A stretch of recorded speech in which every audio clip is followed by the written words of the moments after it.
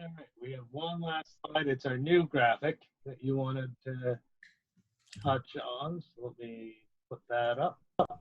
There we go.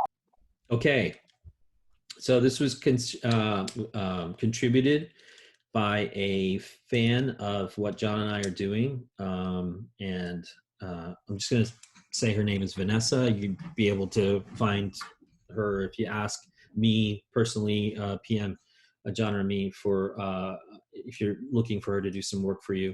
She contributed this, her time and expertise, so that we could have a graphic that goes along with the slide previously that I just discussed.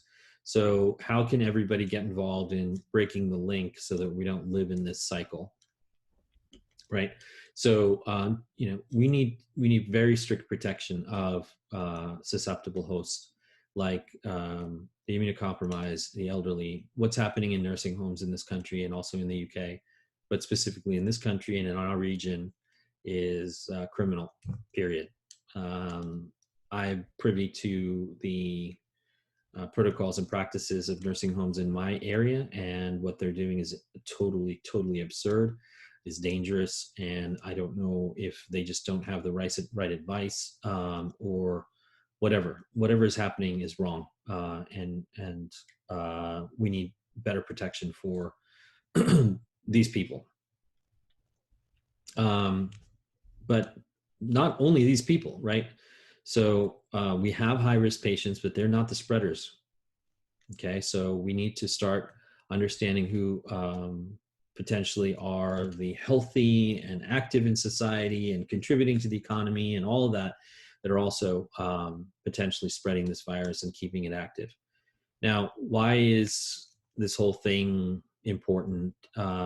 It's because that the next stage is obviously, we don't have this stuff yet. We don't have an appropriate treatment. We don't have an appropriate vaccine, and we're only just now learning to decontaminate our businesses, our workplaces, our whatever. So this infectious agent, this is the cycle generally, but this infectious agent, COVID, that causes COVID, SARS-CoV-2, is just really newly identified, and we don't know enough about it yet. So, I volunteer myself and all of my biomedical army to break that link, but we need help with the rest of them. So the rest of them are, breaking the link. Once we have immunizations, please get immunized. Promote healthy practices in your businesses.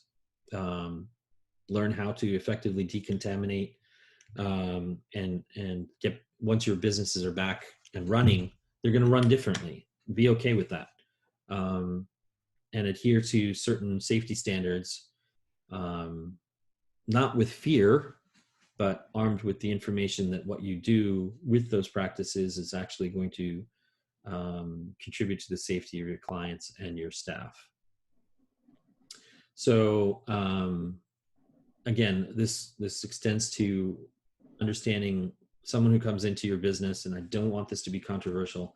Someone who comes into your business without a mask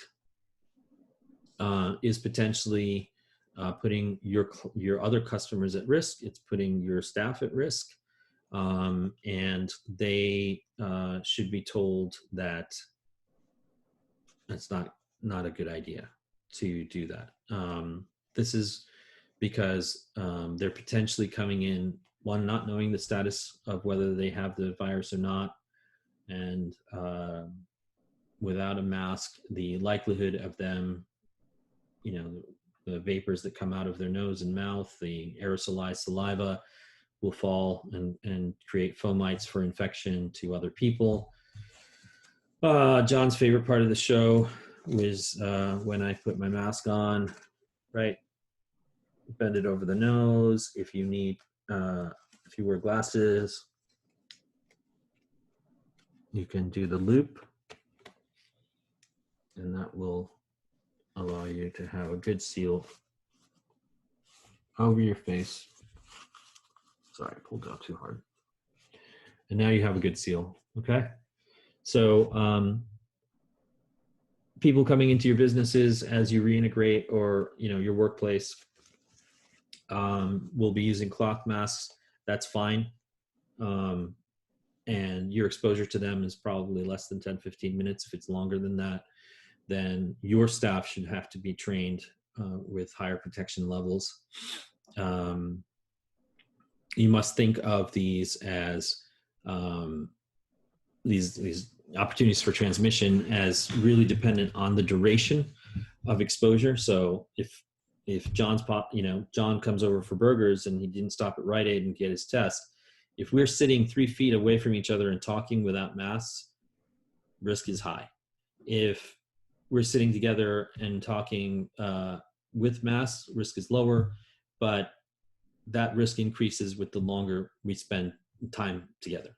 Okay, so if I go to John's nail salon and he's doing my manicure, even with masks on, since we're 3 feet apart, the concentration of inoculum is high, the duration that I'm sitting with him is long, the risk for transmission goes up with every extended minute and